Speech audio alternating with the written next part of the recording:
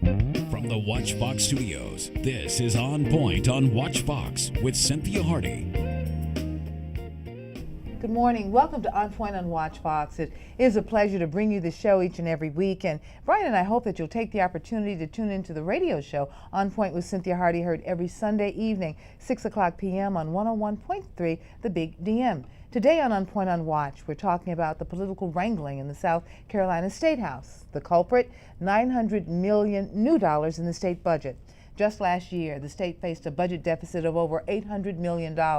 This year, South Carolina has experienced a budget surplus of more than $900 million. Where did the money come from and how should we use it? As you can imagine, there are a lot of agencies, lobbyists, lawmakers, and others jockeying for position to get some of that money, especially since last year lots of the agencies, departments, and causes saw their programs and services cut, leaving millions of South Carolinians feeling the pinch. So this week on Point, we thought we would talk about the budget surplus, where it came from, how we're going to use it. I'm sitting here with Brian McConkey. Brian, of course, you guys have done tremendous work in terms of covering the state's budget over the last year, and so of course we remember how terrible it was. We had agencies right here on the couch basically crying because many of their programs were being cut. And I just want to commend you in the work that you do Monday through Friday in your real job, looking at these issues over in the State House, and you do a fabulous job in doing that. We appreciate that, and I think we owe that to the public to let them know what's going on. But the facts were last year the money just wasn't there.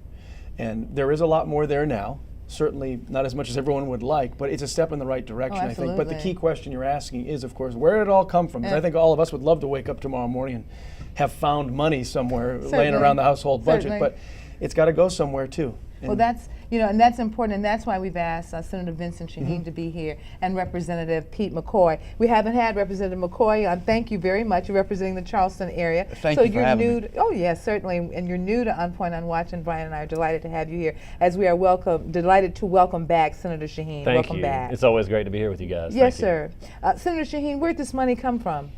Well, this money is a result of an increasing national economy and an increasing economy in South Carolina. The state budget is directly tied to the success of our national and our state economy because receipts for the state budget come primarily through the income tax and the sales tax and then other miscellaneous revenue sources. We saw a real uptick in income tax collections this year, which is a particularly good sign. There was an uptick in corporate income tax and in normal income tax, because that tells you people are beginning to make money again.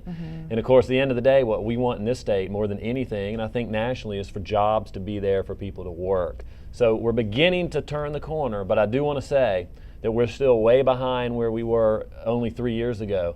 You know, this state had a budget over $7 billion at one point, and it went down. You talk about cuts, there were huge cuts, went down to almost $5 billion, and so now we're right up around $6 billion. So we're still below that high water mark that did exist at one point, and that means we have to be very prudent with the dollars we have. Absolutely. Representative McCoy, people are wrangling to get their piece of the pie. I'll ask you the same question about where the money came from, and you were there. You saw people literally in tears. Absolutely, yes ma'am. Last year, they just were so disheartened because so much got cut last year. Where did it come from, and what should we do with it? Well, first of all, thank you all for having me on the show today. I very much appreciate it. It's always good to be here with my good friend Senator Shaheen as well.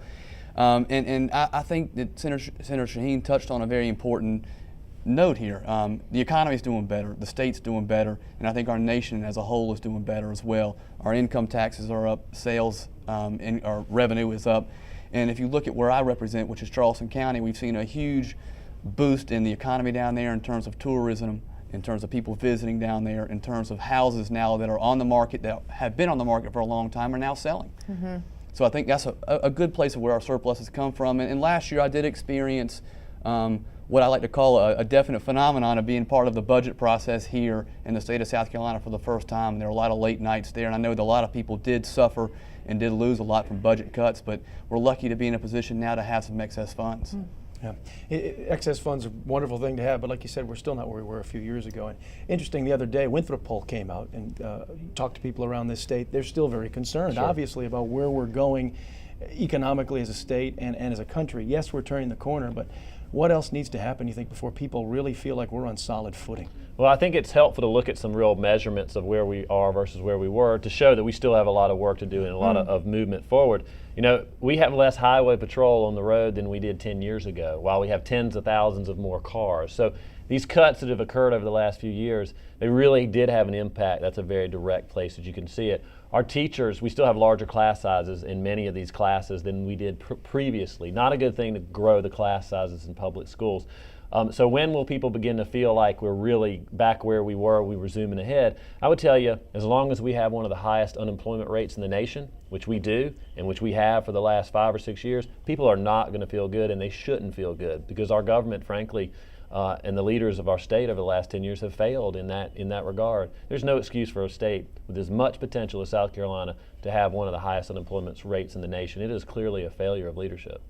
You know, when we talk about the failure of leadership, I imagine you're talking about our governor. Well, and not just her, I would say the previous governor as well. You know, they really let a lot of things slide. Really did not invest into things like early childhood education, which you know over the long term pays off with an educated workforce that helps to lower that unemployment rate long term. Technical colleges, you know, we've seen their funding cut over the years. That's where you retrain your workforce. There's some nuts and bolts things that have to be done that weren't done for the last decade, and I'm hoping we'll turn that corner. But we still got a lot of work to do. From the Republican side of things, when you're looking at it, I'm sure you're not looking and saying that's because of the failure of leadership. You say what? Well, and Brian, just to help to answer kind of the question that you posed to Senator Shaheen, you know, we have 10% unemployment in our state. If you look at our neighboring states, they don't. Okay, they don't have unemployment numbers like we do, and we have to concentrate on bringing businesses here to South Carolina.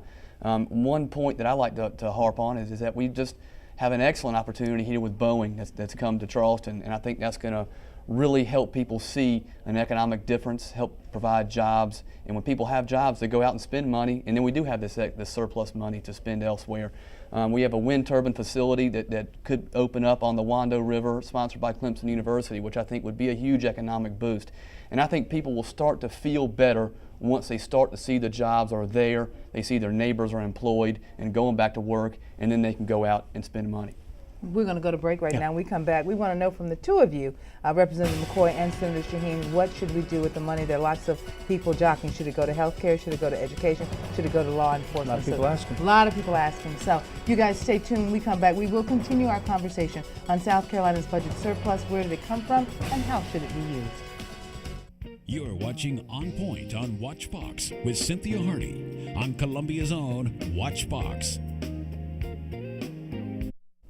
Welcome back to OnPoint and WatchBox. Brian McConkey and I are here today talking about the political wrangling over in the State House. And what's the culprit? The $900 million in new dollars in the state budget. Last year, as you know, Brian, we had an $800 million deficit in the budget, and we saw programs just cut, ripped apart. Lots it hurt left. people bad. So it hurt $900 million really isn't a bad bad culprit to have, but I guess the thing I have heard from some folks over at the State House, though, is the fight that's going to go on now. What do you do with all of it? Absolutely. Because everyone's going to have a handout and everyone's going to have their own idea about what needs to happen. And you know, for $900 million is a lot of money. Go fast. And I imagine your phones are ringing off the hook because everybody is trying to get into position to have it. And so we have Representative Peter McCoy representing Charleston County and Senator Vincent Shaheen from Kershaw County. Gentlemen, we teased before we went to the break that we wanted to talk in this segment about what should be done with the money. So we'll start with you, Representative McCoy. What should be done with the money? Well, you're right. $980 million is a big surplus, and a lot of budgets were cut. Coming from a background that I came from was a law enforcement background. I was a solicitor for a long time before I ran for this seat, and I saw law enforcement in Charleston, and especially the Department of Natural Resources, which is very big across the state, but also very big in Charleston, take huge cuts. But we're also looking at a state deficit that we have right now that hovers around $56 billion still. And I've had a lot of people tell me too, maybe we should take some of this money and pay off some debt. Maybe we should take some of this money and pay down our debt. And also coming from the district that I represent in Charleston, I cover a lot of marshland, I cover a lot of wetlands down there in Charleston, and we have an infrastructure problem down there. We have some roads and some bridges that definitely need some tending to, and I've also heard that come up as a solution as well. Senator Shaheen. Well, one of the Senate Democratic Caucus's top priorities is four-year-old kindergarten. You know, I believe that when we have funds like this, we have to invest them in where we know we'll get a return.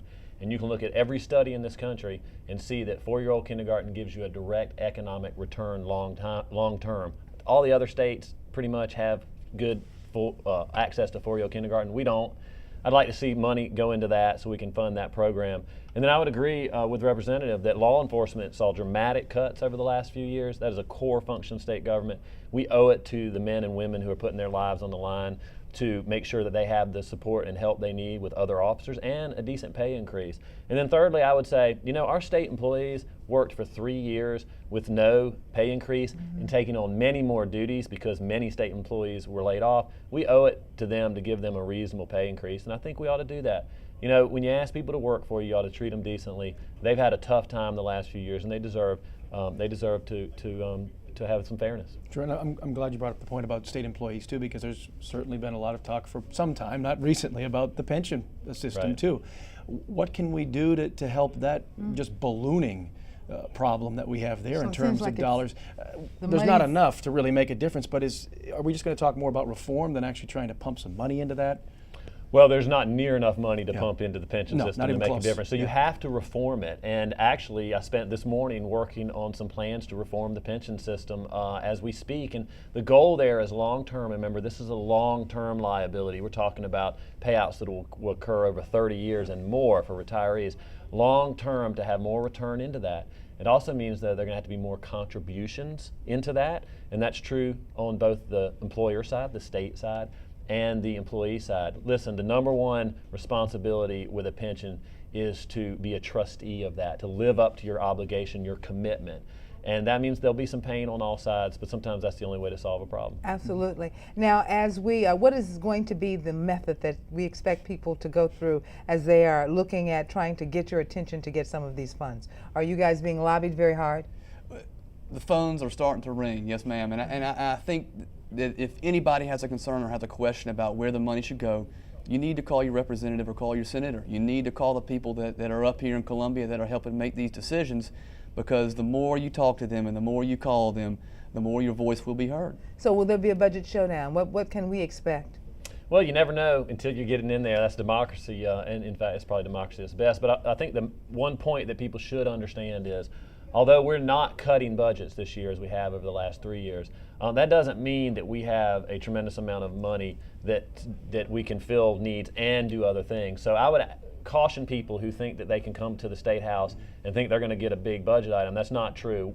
Even right now, it's unlikely that public education will receive the funding that by law it is supposed to receive because of the cuts that have occurred over the 3 years. How does that make you guys feel? I mean, Well, it makes me feel pretty depressed, frankly. Sure. I like to live up to obligations for the future, and this state has failed in living up to its obligations. We're in a hole in South Carolina, and this allows us to dig partially out of that hole, but we're still in the hole. We got a lot more work to do, and we need people who are positive about how government can work well so that we can make our government work well, and too often we see just the opposite approach. Representative McCoy, you have the last word. And we're not where we were 3 years ago, and the economy is getting better. Our state is growing and getting better, spending money, jobs are coming, but we need to use this money very wisely.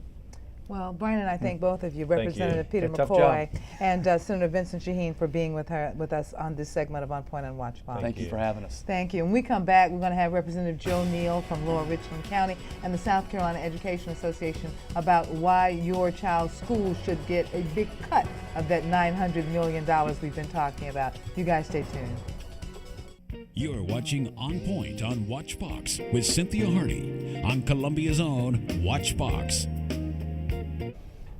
Welcome back to On Point on WatchBox. Brian McConkey and I, Cynthia Hardy, are talking today about political wrangling in the South Carolina State House. The culprit, $900 million new dollars in the state budget. As you know, Brian, last year the state faced an $800 million budget deficit, and there was just so much going on over at the State House. So many people saw programs and services cut, and at the end of the day, there were so many South Carolinians that actually felt the pinch. Well, this year we're talking about $900 million new dollars in the state budget, and saying, where did it come from? What do we do with it? Joining us, Representative Joe Neal and Joni Lawson from the South Carolina Education Association are with us, and of course they feel as if this money should go straight to the classroom, correct? We do feel that way. Talk about it. Thank you for having us here.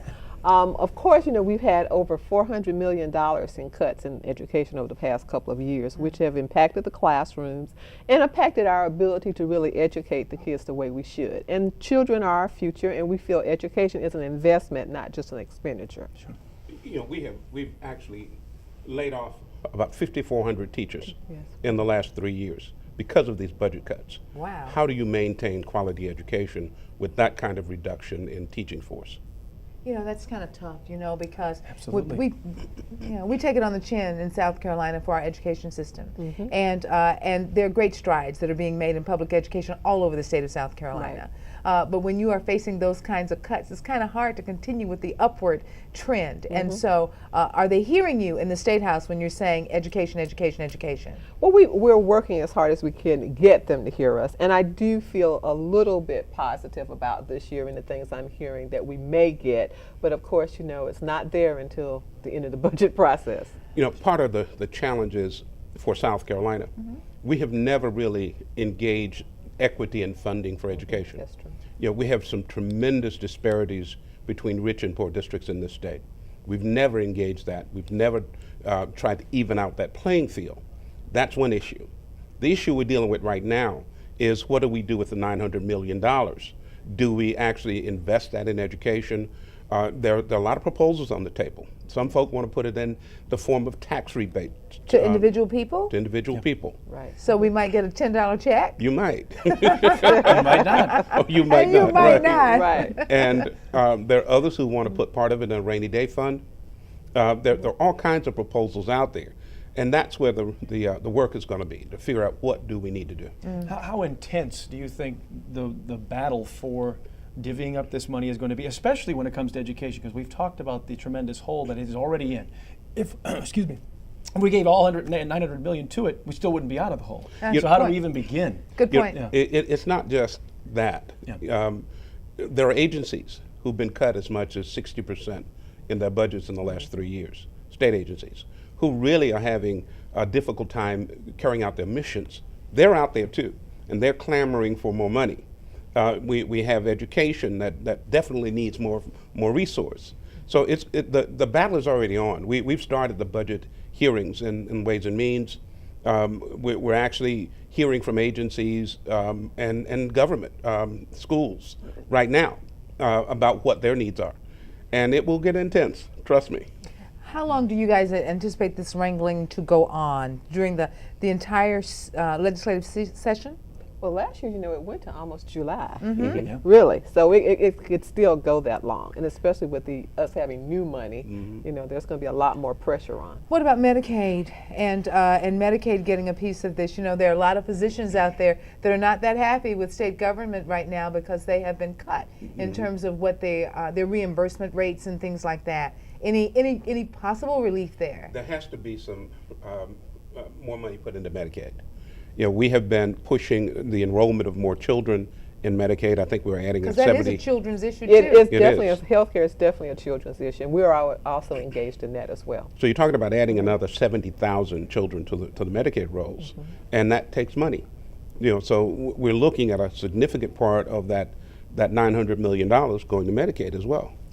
Brian, it's interesting because I like to ask this question of people because I'd like to get the response to them. A number of people who don't support President Obama, of course, don't want to give President Obama credit for the economy seeming to recover at this particular time.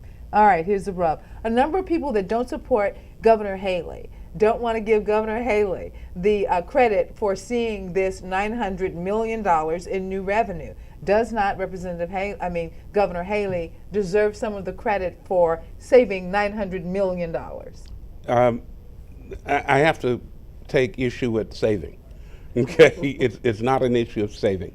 It is money that has accrued because of the recovery in the economy. Right. But had she spent more, then the $900 million wouldn't mean as much, correct? Well, we probably would not have a $900 million surplus if we had spent more. But the reality is our state constitution requires us to have a balanced budget at the end of the year. So it really wasn't anything she did. It was because our constitution says we have to live within our means. At the end of the year, we must have a balanced budget. And that's really what we were faced with last year, we didn't have enough money to meet all of the needs. So we had some pretty draconian cuts made in order to have that balanced budget that the Constitution requires us to have. As a government relations kind of person, you're often have a foot in each side of Right. that. What do you say in reference to Governor Haley and this $900 million? Well, I will have to agree with what Representative said, because the real issue is that the economy is recovering and people are spending more. So that's really truly a separate issue. It's because people are spending more, you're getting more money in the economy, you're getting better tax receipts. I bet she's sleeping better, though. I bet the governor's sure. sleeping Oh, I'm better. sure. Yeah, we all are. We All all right. are. Well, thank you more money. guys. Okay. We appreciate it, Joni Lawson, and Thank also you. Representative Joe Neal for coming in to be a part of On Point on Watch Right. Fox. Our pleasure. Coming up, you guys, we're going to switch gears and tell you about an upcoming event bringing in national speakers to a leadership conference. It's geared toward young black boys. It's called the Southeast Regional Black Male Summit, closing the achievement gap and cutting the pipeline to prison. That's when we come back. You're watching On Point on WatchBox with Cynthia Hardy on Columbia's own WatchBox. Do you believe that I can stand up here fearless and talk to over 20,000 of you? Wow, that's Dalton Sherman. That young man is going to be here for the Southeast Regional Black Male Summit. Welcome, Sheila Abelgardi, and thank you, Dr. Lane, for being here with us today.